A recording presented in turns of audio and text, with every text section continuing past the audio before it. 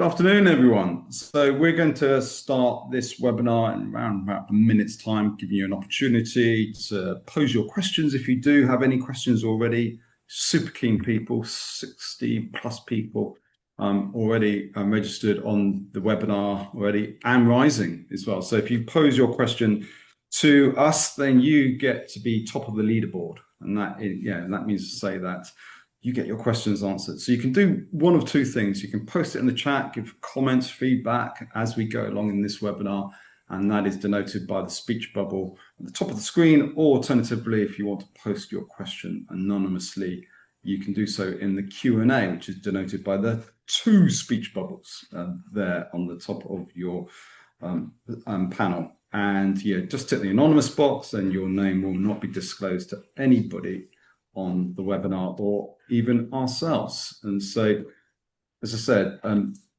we'll get going in a few seconds time, but this is an interactive webinar. So if you want to pose or contribute in any shape or form, please do so. We've got a couple of polls that we invite you to participate in. Unfortunately, we won't be taking questions simply because of the numbers of people. Sorry, not questions, but in terms of like unmuting people's microphones and allowing people to speak, simply because we've got so many people registered for this webinar.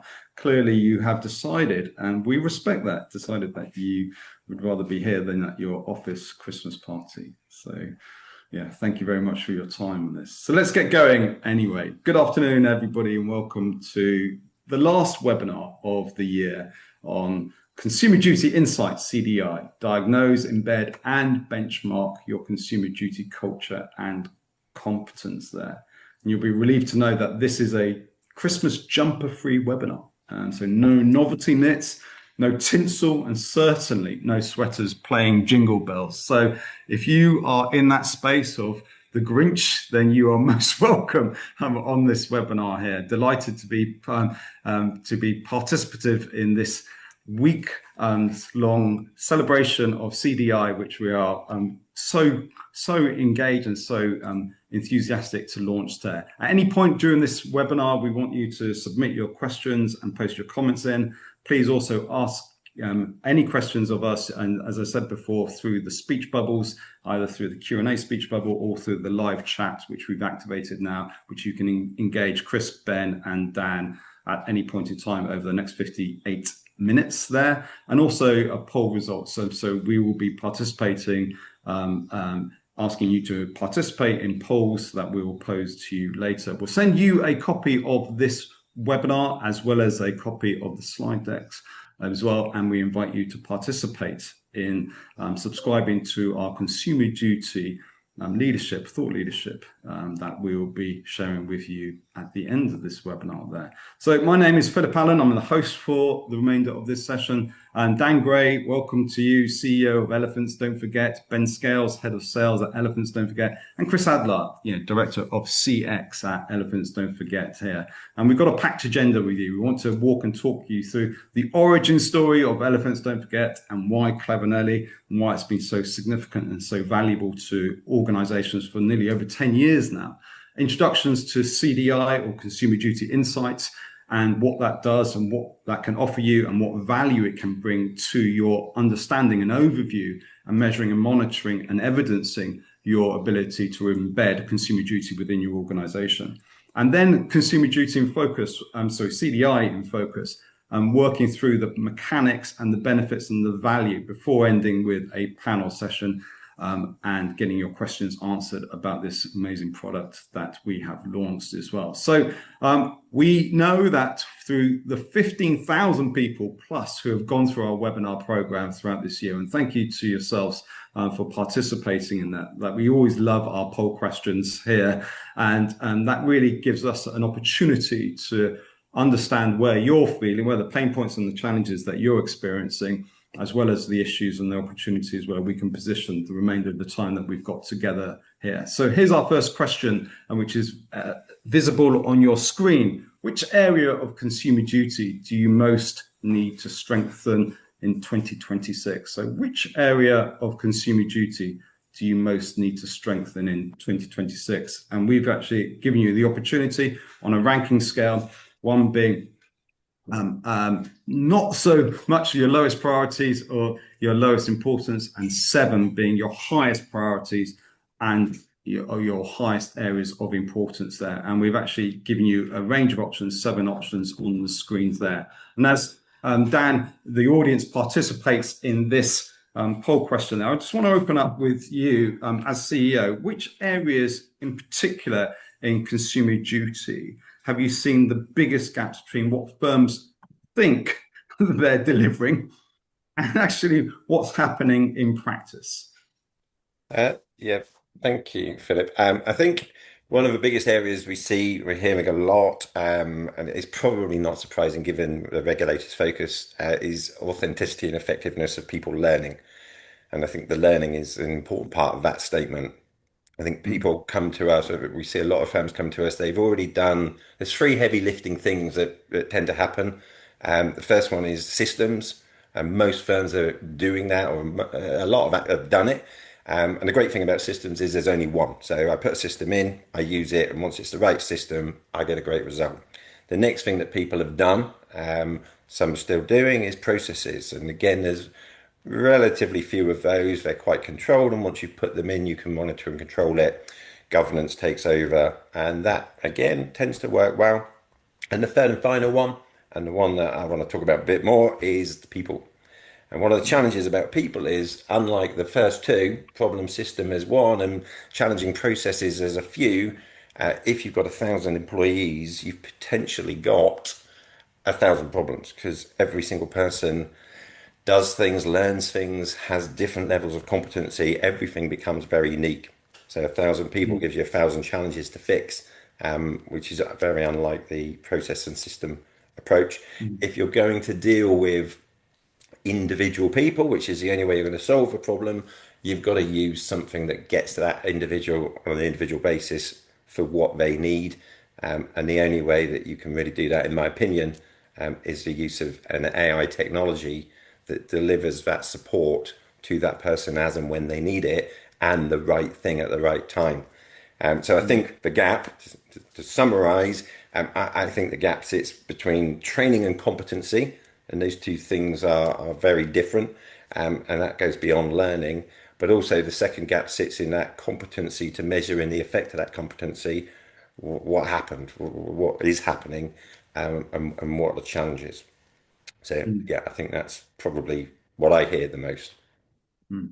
And before we go into unpacking the poll results that you see on the screen now, Ben, commercially and operationally, where are the quickest wins when firms start working with elephants? Don't forget that you have seen in terms of like their measuring, monitoring, and evidencing their effectiveness around addressing consumer duty issues and gaps.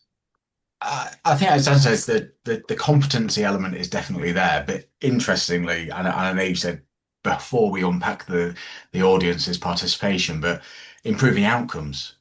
So people are one of the core drivers for a good or a bad outcome. And as soon as you start looking at improving your people's capability, their competence in their role, that's where outcomes start to see an impact. And it's quite interesting and telling that improving outcomes is and the data that surrounds it is at the top of the agenda for a lot of people.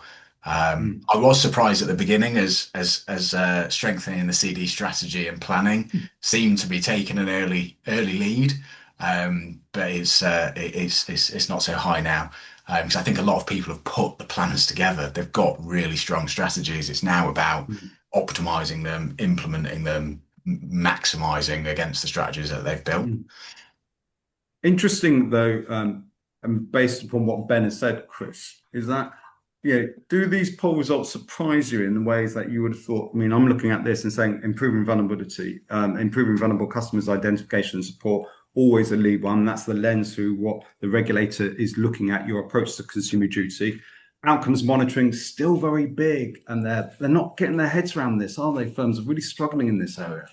Yeah, I think it's brilliant to see it like this, and great that the number one is outcomes, improving that with measurable results. Secondly, vulnerable customers, which we know is a huge part of the duty and its own, initiative in its own right.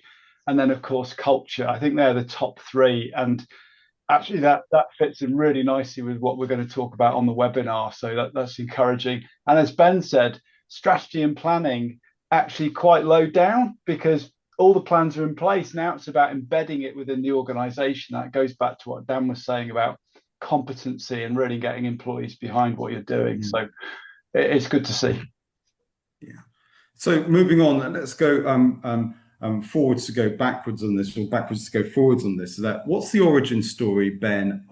Dan, on Elephants Don't Forget, and why Clever Nanny? What's the raison d'etre to establish the company, and what does it do to actually address some of the gaps that we've already broached in this webinar? So if I start, I mean, basically what we do, we make training work. We guarantee that the training becomes learned, and we add content in to make sure that the knowledge that comes from that training turns into competency, and that competency is put into practice, and we measure the effect of that. If I go back, right the way back, 13 years ago, Adrian and I, co-founders, we were working prior to that at an energy company. We were managing the engineers who went into consumers' homes and fixed boilers. And one of the challenges we faced was that if people didn't learn what they needed to learn and didn't put it into practice, they made mistakes. And if they made mistakes, they made more serious mistakes. Minors turned into majors, and enough major mistakes actually created fatalities. So the challenge was trying to get everybody to learn stuff and put it into practice, because that stopped people dying. So it's quite fundamental, and it was very, very serious challenge to solve, and that was why we couldn't find anything. We then decided, well, if we can't find anything in the marketplace, we should solve that problem. And we've never looked back on the basis of it's a really engaging thing to be involved in. Helping people to learn and do stuff is very rewarding. In order to make that happen, a lot of the ways that we do that, apart from the AI I mentioned, is about we tap into intrinsic motivation. If you're going to help individuals learn, they've got to enjoy the process. There's got to be personal value. There's got to be a sense of achievement. If they get things wrong, they've got to be a positive frustration, we call it. It's like kind of like, I should have got that. Or if I didn't know it, I feel like I've been cheated, and I want to find out how come. So every interaction that we do has to have context, it has to have purpose, it has to be relevant. And we also ask employees to reflect on stuff. And again, quite often there is this push to learn, but actually asking an individual to reflect on what they do know keeps everything very front of mind, but it also changes the way that the mind thinks about these things. In terms of then what business benefits are there, most of those are pretty obvious. So improving and evidencing employee compliance, reducing risk, employee-based risk, and improving individual employee and business performance. So employee business performance.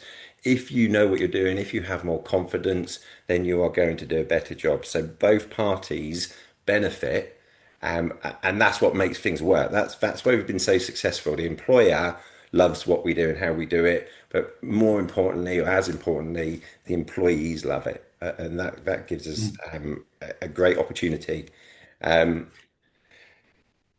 Biggest problem, why we exist, people forget. So we've talked about that, but then we also bring things into real life. So a lot of the ways that we interact with people is about asking questions that are scenario based, making the interaction feel real. And that again embeds into that long-term ability to be able to recall, put into practice, but also know the value of doing it right and the consequences of doing it wrong. And then if you look at how have we made that work over such a long period of time, we've got thousands of employees working for our customers, answering 2 or 3 questions a day. And some of those organizations have been doing that for 10 years. So 3 questions every single day, all of the employees are answering them, and that's been sustainable for that period of time. So that's how we've made it work. That's I look back constantly about where did we come from, and it's just quite amazing. And what I like about what you said is that employees actually enjoy participating and interacting and engaging with the questions. So this is not something that is just thrust upon them top down. That people are actually really saying, you know what, I want to learn more, I want to grow, I want to develop, and I want to put it into action. And then having that visible buy-in, is a relief to senior managers. And as head of learning, it's a relief to me that, you're actioning and deploying something that people actually want and also need as well. So they don't think this is a disruption either, to their mindset, or actually distraction towards, and this is a hassle. Yeah, it's critical to what we do. And we've got to be respectful. People are time poor. Employees are time poor. So if they're going to do something, they've got to feel that it was well worth their interaction. It only takes a couple of seconds. I think average is 14 to 17 seconds, less than a minute a day for a few questions. But they value every one and they look forward to it. They're thankful for the one they've had. They love the next one coming up, and they get that intrinsic challenge of I've achieved something. So it's really, really important that the employees do love it, not just from a sustainability basis, but if they don't, it's not going to resonate with them. They're not going to put it into practice. Ben, unpack that, what Dan's just given an overview into a sequential step process, because I think this is critical for people who are not familiar with Elephants Don't Forget and also Clever Natty. What does that look like, and how does that work in practice? Yeah, so we've got a really simple but structured way of working with the individual employee. So first things first, we take the training material that was used to train them in the first instance. It might be policies, it's procedures, it's e-learning courses. We don't really mind what the content was. And we've got teams of experts who turn that content into questions, which go into Clever Nelly. And Clever Nelly starts off running a diagnostic. So it works out across the four of us who are on this webinar today, we'll all have gone through the training at some point doing the same role. But actually right now, how much of that information has the individual retained? And we really quickly work that out. And then the tool uses artificial intelligence to tailor the way that we work with each person. So we start to focus in on the topics or the processes, the procedures that somebody's demonstrated they've got a lower level of knowledge in. And we fix that. And as Dan said earlier on, we guarantee that we will increase the knowledge of the individual. But we don't stop there. We then start to look at how can we take that often theoretical training that's knowledge based into a learned competence. So we present realistic scenarios that the person will come up against on a day-to-day basis and assess their decision making and their ability to make the right judgment. And then what we get really excited about is as we improve that competence and the confidence of the individual, what impact is that having on their performance in their job? So thinking around metrics that they might be measured against, behaviors that the organization wants to see. How does competence lead to better performance in their role and ultimately a better level of compliance as well? Some questions that have come in just on the back of what you've just said there, Ben, and also you, Dan. So if you can, if panelists, you can actually look at those questions posed there and wrap those into your responses going forward, that would be great. So let's talk about CDI, or Consumer Duty Insight, and also the origin story. Why is it needed? What's the challenge that it's addressing there? I want to come to you now, Chris, on this. It's not job done in 2025 with consumer duty. Clearly, the poll results would suggest that firms are, still is part of BAU, but there are still challenges out there that firms are really needing to get a hold of, especially in light of the publications that the FCA announced in September of this year. Yeah, definitely. I imagine every single person on this call has got really good examples of how consumer duties move the needle in their organisation, and they should be absolutely celebrated. But as we all know, the FCA have consistently said it's not a once and done exercise, which means it needs to continue to improve. We need to evidence improvement, and we can't just rely on the report we did a year ago. It's got to have shown progress, and that needs to be measured. And so, there is a big focus from the FCA around culture, around outcomes monitoring, and around vulnerable customers, and of course, moving the ownership of consumer duty outside of the call centre to more of a firm-wide approach, which means, for example, product teams, compliance teams, risk teams. It's really a firm-wide issue. And so, this is why we're so excited about the duty, because it's a tremendous opportunity to drive outcomes. And of course, from our perspective, it's helped us really think about how we can take that, brilliant work around the Nelly as a platform and use it to build on in order to build consumer duty insight. So when that's the high level viewpoint there. So operationalizing consumer duty is often the challenge, isn't it? And, Yeah. and not only to say, but actually to do is well. So unpack that for us in a bit more detail, so that consumer duty in many organisations is not a tick box or a theory, but something that you can bring to life. Yeah, I mean, what I love about this slide, another great artistic impression there, Philip, from your many webinar performances. But this is exactly what we heard in the poll. You know, there's an element of we've done a lot of planning. So that's the key cornerstone of the duty from the first board report to the second one in July. We are increasingly driving execution and building it into the culture, and we're having to do more and more evidencing. So it's that constant cycle of planning, execution, and evidencing. And we see culture as really central to that, because if your culture isn't really outcome focused from top to bottom and left to right and business unit to business unit, you can plan all you like, you can execute all you like tactically, and you can cobble together as much evidence as you want to get the report over the line. But in reality, the duty is about a spirit. It's about a spirit of continuous improvement. And I'm pretty sure that most people on this call will be living and breathing that idea and are keen to ensure that the rest of their business continues to take on board that as well. Okay, go with me on this, because I crafted this question, to trip you up on this one, Chris, there. So if culture is what makes the duty's highest standard of care real in day-to-day decisions, how can firms, and we've seen this attested to this earlier in the poll, ensure that their culture genuinely supports the good outcomes that the FCA requires? And I also think all firms, and literally all firms, want and need. Well, it's funny because we had an Elephants Don't Forget event, was it 4 weeks ago or something? Yeah, it was at the start of November. And we had Jonathan Pearson from the FCA, who is the consumer duty lead, who's sort of taking over from Joe Legg while Joe Legg is out on maternity leave. Jonathan was really, really vocal about the focus around culture. So this is directly from the horse's mouth. And so, we often hear it banded around all the time. It's all about culture.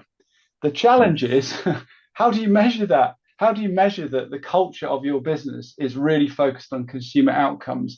And it's not just left to, for example, the call center teams, the operational teams, but it is properly embedded within the organization. So, as always, and we love the regulator, by the way, because we've engaged with them on this whole product. It is, we've got to take that theory and actually turn it into practical reality. And that's, I think, where the biggest challenge has been. And so certainly, if we're pairing culture with individual competencies within regulated firms, then we've got to make sure that this is not a nice to have, but a must have. And that's not just a petition, a line peddled by Elephants Don't Forget. It's one that the regulator is basically saying that, there's an opportunity here to raise staff competency across the board, regardless of whether you're on the front line or whether you're the exco in the organization. Are you feeling that expectation that firms are wanting to do more in this space of employee competence? Is that a question for me or for the others on the panel? Oh, Chris, I'll default to you, Chris, on this. Okay, so very briefly, how do you measure culture? Really, what does it boil down to? In the end, it's about people. We can give evidence with things like employee surveys, and usually that comes down to a list of maybe a few questions around the duty within that. It could be anecdotes, things that people in the core teams are doing to make the lives of customers better. And maybe there's some data, but actually that part of the board report is quite hard to measure. And we think that actually employee competence and the behaviors of your staff is ultimately what drives culture. Yes, it needs to be set from the top, but it needs to be embedded within the organization. And that's where the rubber hits the road. That's where you can actually show that the culture is moving in the right direction. I think, just to echo that, Chris, one of the other things is I've found for many, many years, when you do culture type, survey type questions, people don't always understand what's behind it. So they're answering the culture question without actually having the level of competency to be able to give an informed response to that particular question. So I think by combining the two and supporting both, you get a much more authentic culture response or result, and you also get insight into how come, which is something that we like a lot, and we ask a lot of questions about any results. Well, why is that happening? Then what do I do? Yeah, so Yeah, There's completely. lots of culture measurement tools out there. I'm throwing it out there to you yourself, Dan, and Chris. Lots of measurement of culture tools here, and certainly people would argue, but we use this, we use that. Yeah, employee sentiment surveys, for example, and they'll use interview techniques to, as you go, glean information from that there. But this is different. CDI. Why is it different, and how is it different, and how does it shine us a spotlight onto perhaps things that the organization couldn't see through traditional methods or techniques of a measuring culture? I think it. So, Dan, do you want to take that one? Go for it.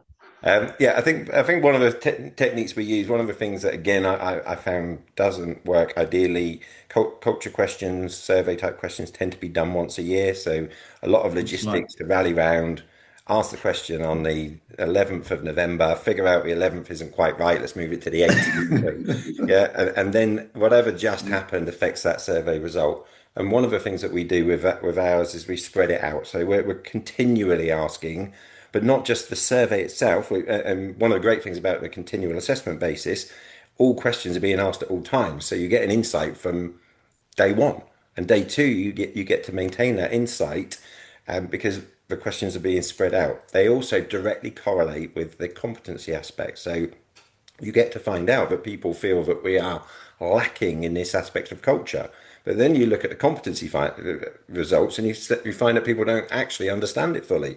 So now that you have to ask the question again, is the cultural reflection accurate, or is it a misinterpretation of the thing you hoped that everybody already knew? So that's what we tend to find is more effective. And because it's real time, always on, you're able to take responses, defenses, communications, and you can change it. You can change the answer because most people are willing to listen. And as soon as they listen and understand, then they may well go, oh, okay, I get it. I always found when I did the annual surveys I did one 800 people. It took us 3 months to understand and do the data and the results. It took us another 3 months to plan our action and our communications. And by then we thought, well, you know what, we might as well just wait until we do the next survey because it might have changed. Who knows? So that's a classic, which is what we totally and utterly avoid. Yeah, big time. And you want that baseline in real time, don't you? You want a baseline so you know that you're going into 2026 knowing what you need to do, don't you? You don't want to do that in 6 The whole months' time. regulation, the whole regulation is about what are you doing, not where are you. It's never asked are you good or bad. It's just saying wherever you are you taking the next steps? And that again is fundamental to what we're looking at with the CDI. Also, what we do for a living. People when they answer their knowledge questions for the first time, 54% correct rate. So then people don't know half of what they've been trained, and they've definitely been trained on it.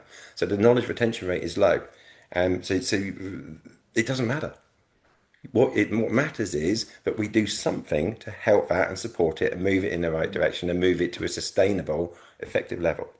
But it's not only about shifting the individual competence from that baseline, as you say, of 54% and going north of that, but also the benchmarking. And what really excited me about the opportunity was benchmarking vis-a-vis what are you doing in comparison with other firms. That's what excited me. Talk to us about what that means and how firms can use that to evidence improvement as well. Yeah, so the benchmarking, we've wanted to do this for years. I mean, 13 years.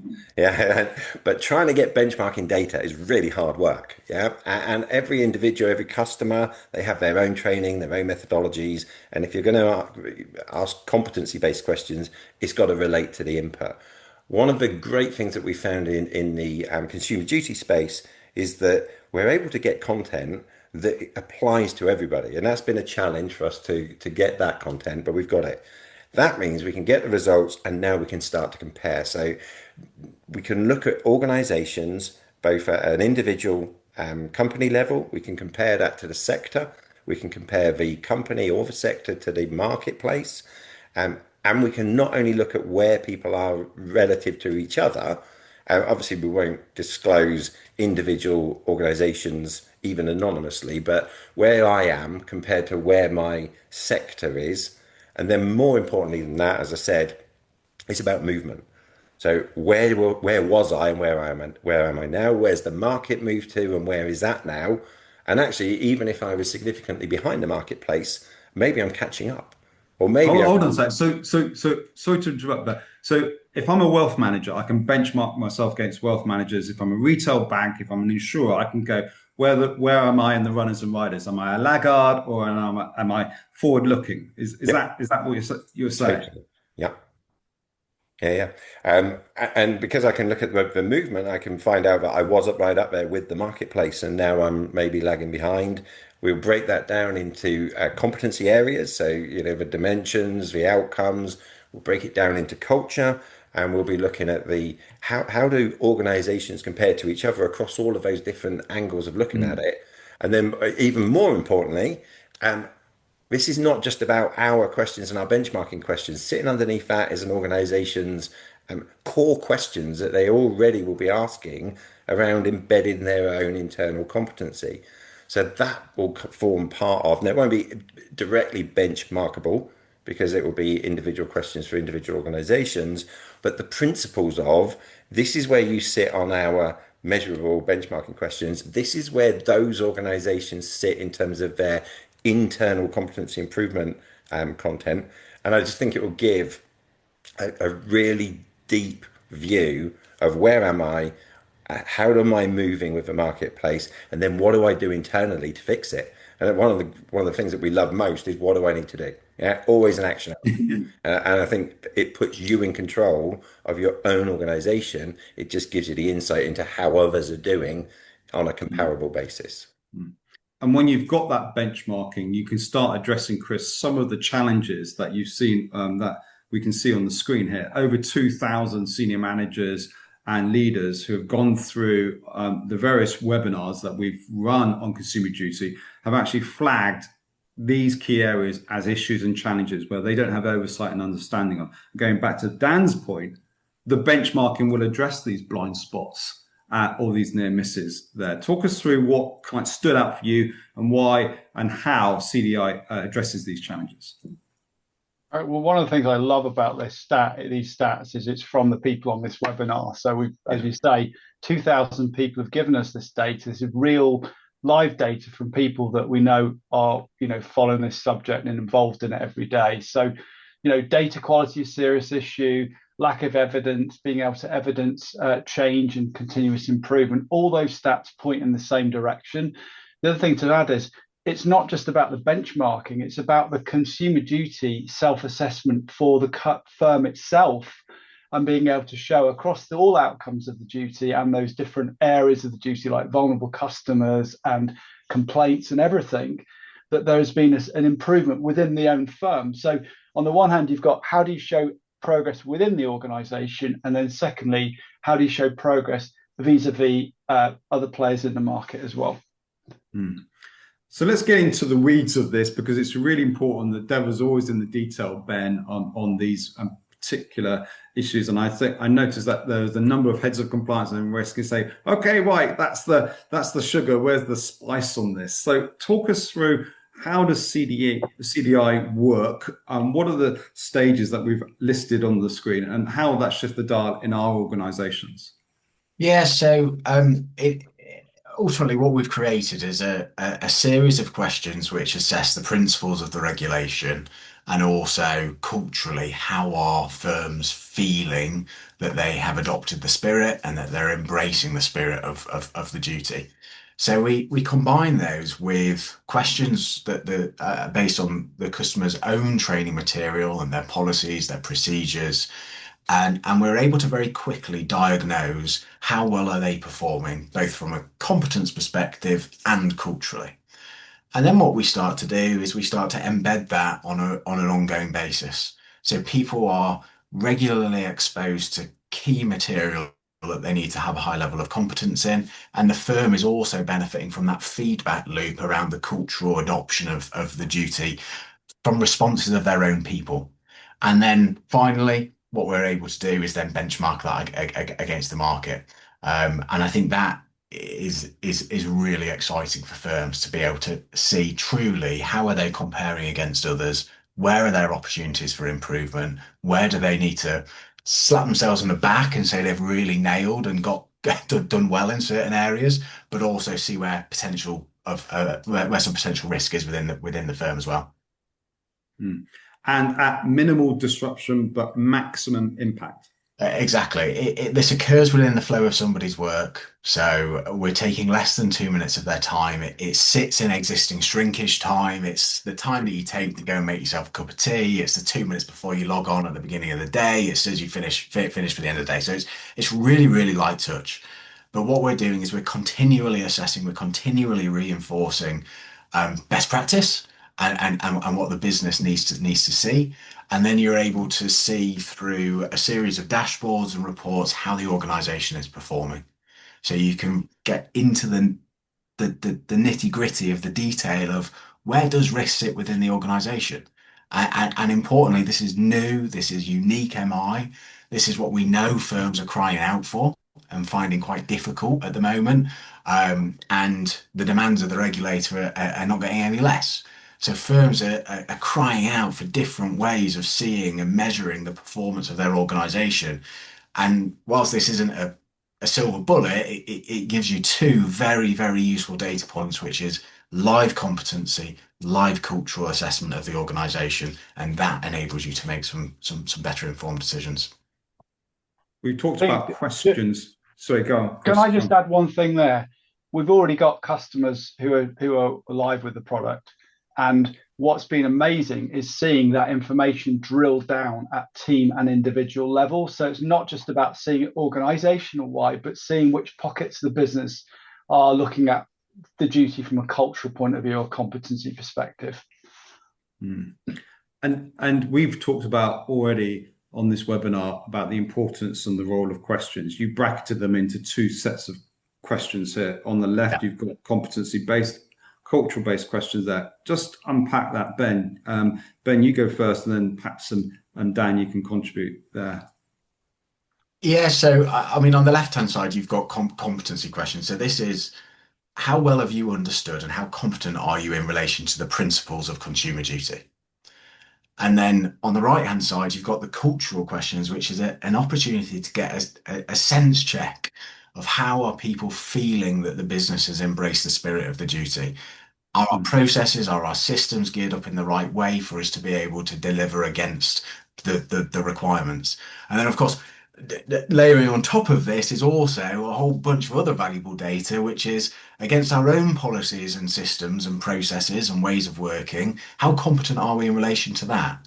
So you've got these out of the box, expertly authored, principle-based questions that cut across the whole industry.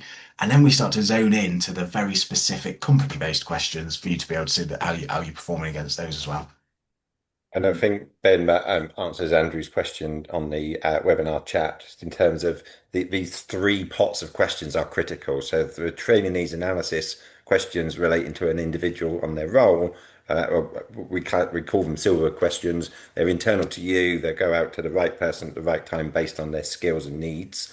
The principles-based questions, we believe, are the things that the regulator wants people to understand, so that all of those individual task-based questions or process-based questions fit under and relate to. So people should understand the principle of the regulation. And then obviously the culture questions is an assessment about whether we believe we're actually there and actually doing it. Everybody loves a dashboard, Ben, and you have given them their first Secret Santa present already, and it's not even the 25th of December.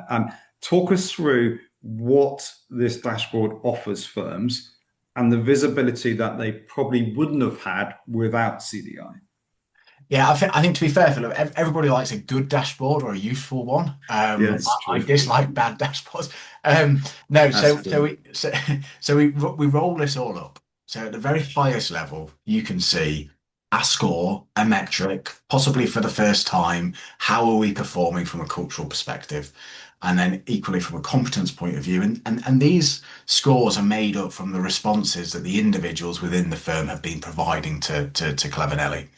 We can see what our engagement rate looks like, and then we start to break it down by the different outcomes that the regulator requires us to deliver against. So again, it's just about showing where those hotspots are within the organisation, maybe where things have landed really well, but areas where things need a little bit of focus and a bit of an improvement. And then we break it down into some of the core elements. So, for example, vulnerability. We touched it on again in one of the first polls, how much of a priority this is for firms going into 2026.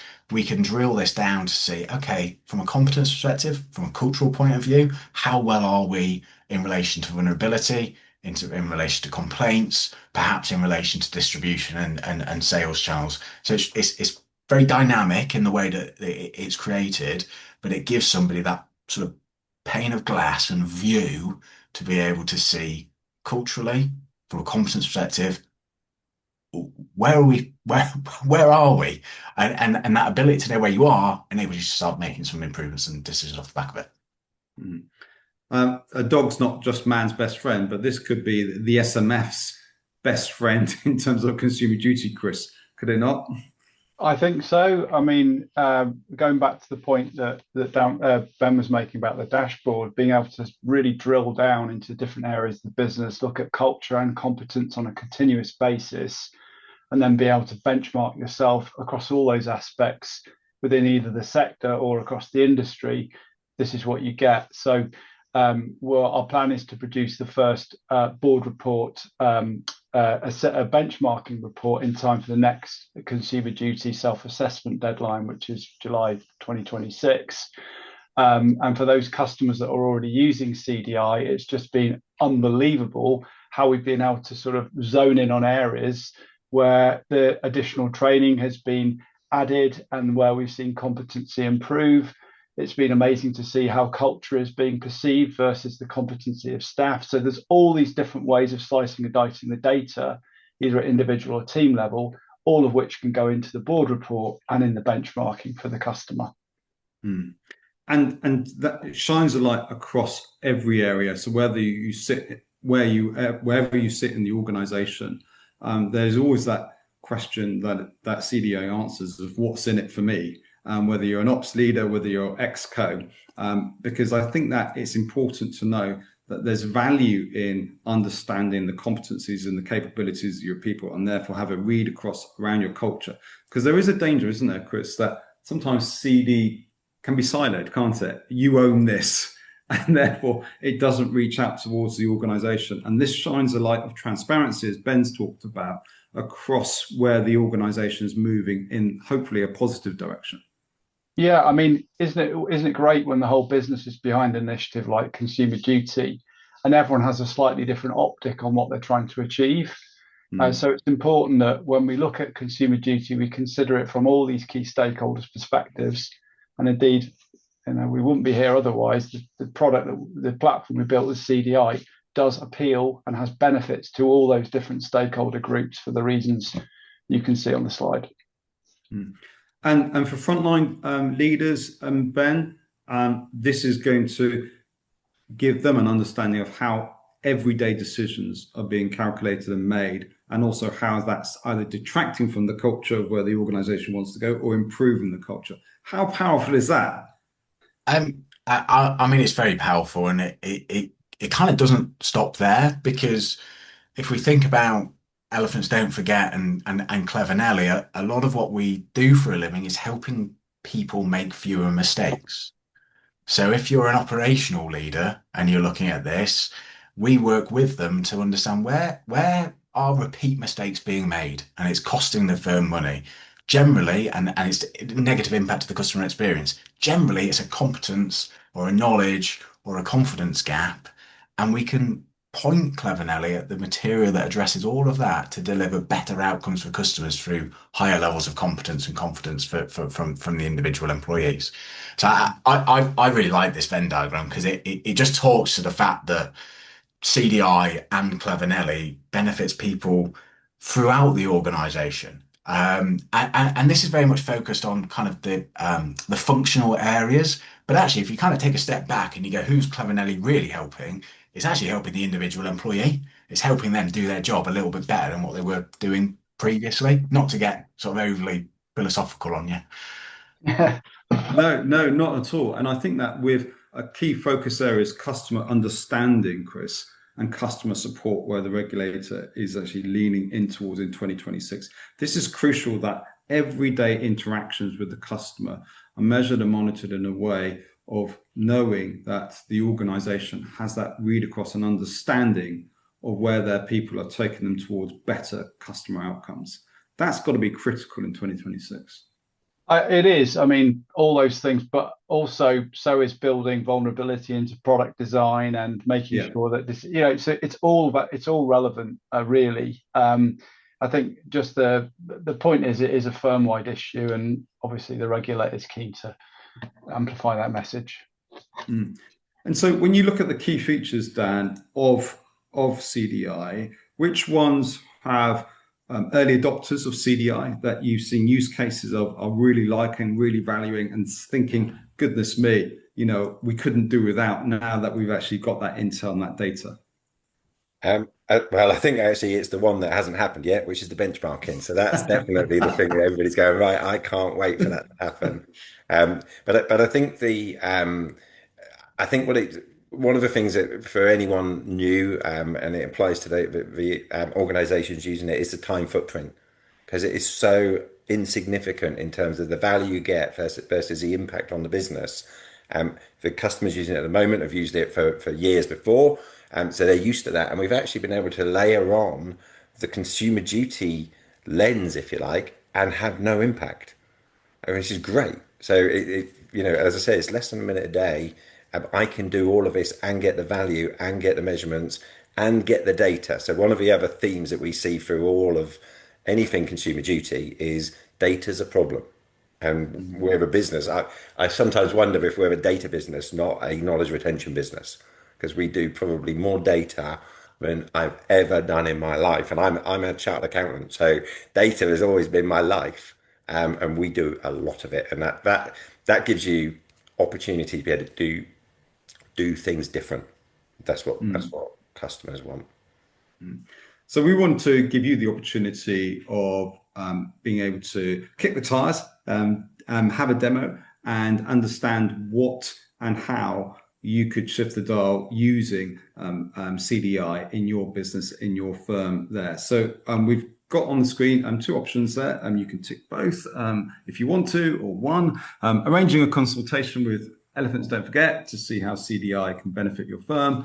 Accessing, as ever, our blogs and our wonderful, amazing webinars, podcasts, and such like on consumer duty there. Whilst people populate that, I want to just say that this has not been done, Dan, in isolation. You've got some great organizations. Anybody who knows me knows there's a there great organizations listed on there as well. But I mean, it's critical that we get buy-in not only from customers but also from industry bodies. And you've listed here just three of the organisations you've worked with there. Why is that important, and how is that going, and what are they doing to support and contribute to sharing and imparting their own wisdom and understanding of consumer duty? Yeah, well, I mean, I'll give just one example. The Money Advice Trust. We're really excited about all of these, and we've really taken, I would say, too long to build these or get these relationships with these organisations, and that's a shame. But now we're making great progress. So, Money Advice Trust, they presented with us very recently. What we've done is we've taken their great expertise, and we're good at knowledge retention, we're good at compliance and data reporting. But these guys for vulnerable customers are off the scale. And what we've done is create a set of questions with them, but not just questions that relate to their content. These are what we call knowledge retention questions. These are questions designed in a way that are going to resonate with individuals. They're going to sit in the longer term memory. They're going to be easily recallable. And that means that they're going to be put into practice. And the whole thing about Money Advice Trust isn't train. It's about make the outcomes better. And that's what we're loving, because it's what we do, it's what they do. I'll let Chris talk, because I'm so excited about these partnerships. I could talk about them all. Chris, do you want to talk about PIMFA, maybe? Yeah, and just to build on what Dan was saying there, PIMFA is a leading organisation in the wealth sector. For those that aren't in that sector, they do some amazing work, thought leadership work, membership activity, events, thought leadership, brilliant. And we're so proud to partner with them because not only will we be jointly going to market with CDI for the wealth sector, but also building a set of wealth specific CDI questions that will become part of the CDI platform. So, in all cases, and this is just the start of this whole story, we'll be building on the CDI Gold questions with specific questions that look at certain topics. So, money advice trust looks at vulnerability. We've got stuff going on around complaints and around and different industry perspectives on the kind of questions we need to ask on the duty. So, watch this space, and also, of course, the CD Alliance. You've seen a quote from the famous Keith Richards, not a member of the Rolling Stones, but an excellent orator and great industry veteran there, talking about how competence is a key part of culture and driving outcomes as well. And I think just to reiterate, not to go on too much about it, but the benchmarking. Once we've got consistent questions with an organisation, they can fit into the benchmarking too. So I see organisations very much. I want the content, but I also want to see where I compete against other organisations like me. Can panelists, could you hover your mouse over the questions and the chat as well and pick up any of the questions that you've already posted as good audience members there about anything that we've discussed today? Andrew. I can pick up on the Beth Jones question around culture-based questions and go into a broader audience than the competency ones. We're not going to prevent anyone from sending certain type questions to other organisations, but as I mentioned before, the value sits in if you're going to ask culture-based questions and you're not entirely sure if the competency is there or not. There may be some lack of correlation or insight that you could glean. However, there may be reasons, and therefore that's fine. But one thing we will say, we're going to be very, very strict on the benchmarking inclusion.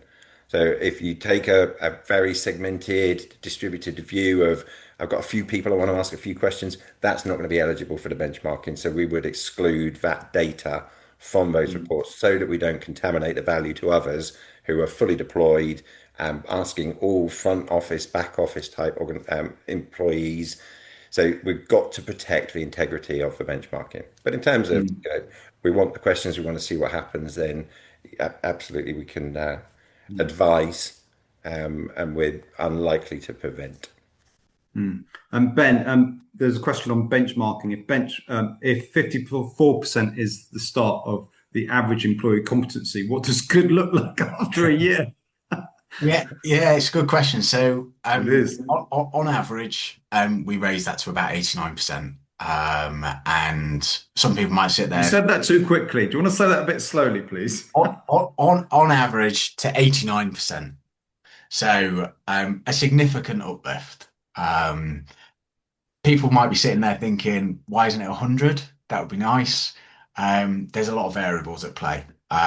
So for example, if we introduce new content or new material, that's gonna change some of the results. But we've got other ways that we look at the data as well from a compliance perspective. So we can look at the last time that a question was answered. Was it right? Was it wrong? And actually our compliance scores are extremely high and higher than that 89% number. So it's impossible not to get better. If you think spacing the content out, repeating the content throughout the course of the year, it's really hard not to get better and not to see your score improve. But just want to call out two more questions. Anonymous attendees got in really quick and asked them both at the start, and we promised we would address the first question, so we should do that. Ben, there's one for you probably. Oh, actually, Chris probably at the top, but an FD asking, or an accountant asking, how do we get this via the board and the FD?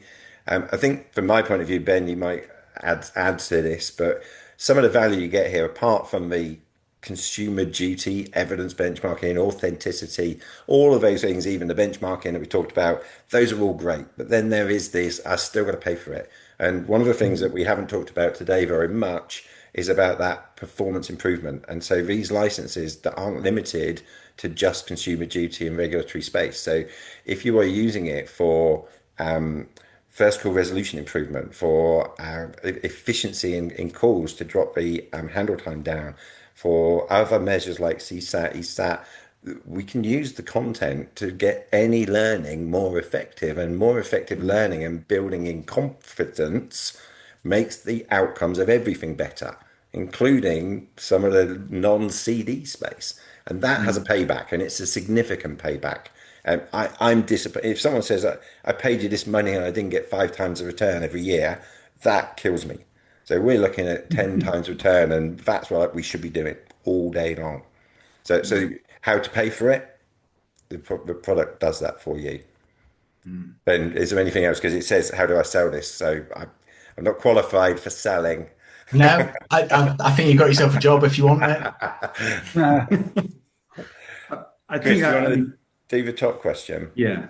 So improving outcomes, if you can see that, Chris, or shall I shout it out? Yeah, I'm looking at them. Can you just read that one out just to make sure I'm answering the Okay. right one? On improving outcomes, at what point have firms gone far enough? Our products are fairly simple, low cost, optional insurance. We've made great strides in monitoring and improving outcomes over the last year. However, it is now difficult to show continued progress over and above continued training and focus. Is that enough in the regulator's eyes?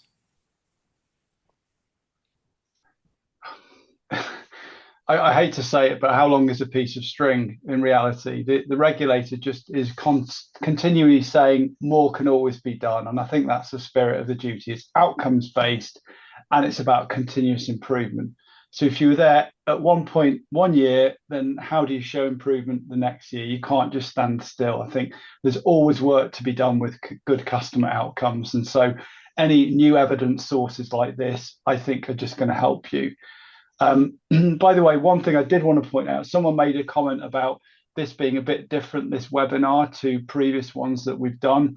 I did want to make that point. This is about the product that we built, but we can assure you we're giving you this information because we really think it will help you to evidence those outcomes being improved. And thank you for the time that you spent on this, listening to us. We hope it will give you another data point, as Ben said, that will add to the arsenal of information that you're providing the FCA to show that improvement is being made. Couple of questions before we close off now. Consumer duty is generally principle-based. How do you turn these principles requirement into practical learning? Half the time the regulator isn't clear on quote unquote what good looks like and continues to learn, develop and publish best practice. How do you encompass that?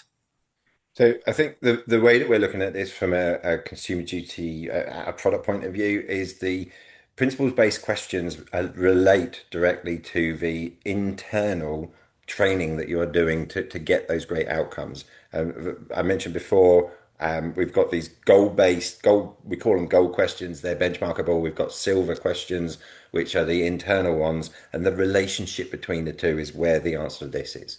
How am I doing from the principles-based view of my employees, and then how am I doing on the internal process policies and other things, tasks that I need to do? And if you can measure that through to outcomes as well, yeah, then you've also got, is the competency being put into practice, not just is the knowledge being remembered, which is very limiting in its value.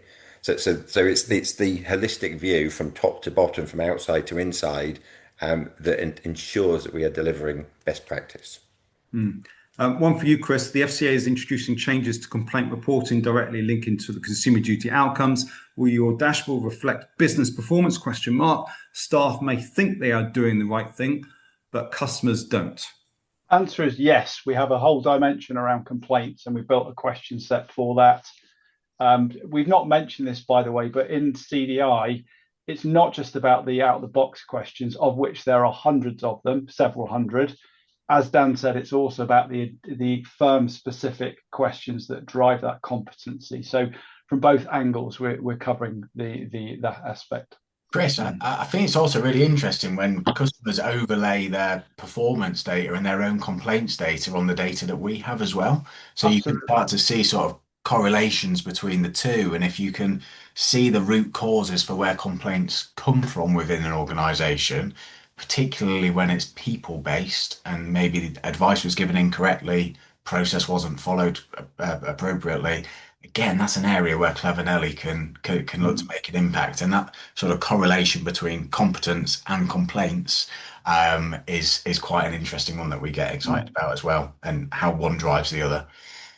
Yeah. Final thoughts, then, in one short sentence, each of you. Then, what will CDI do for regulated firms in 2026? I'm happy to go first. Okay. It quantifies the culture. I think that is such a hard job for people to do, and I've gone over my one line, but it gives you a measure. I think for me, it delivers authentic competency. And I think the regulators have said that directly. And I just think that's something that's difficult to do if you don't have something that is always on, always assessing. Good, good. Chris? Puts your consumer duty program on steroids. On that note, if you want CDI for Christmas underneath the mistletoe, or underneath the Christmas tree, I should say, or at your Christmas party this year, there is still time. So you can reach out to Elephants Don't Forget and our esteemed panelists, Chris, Ben, and Dan.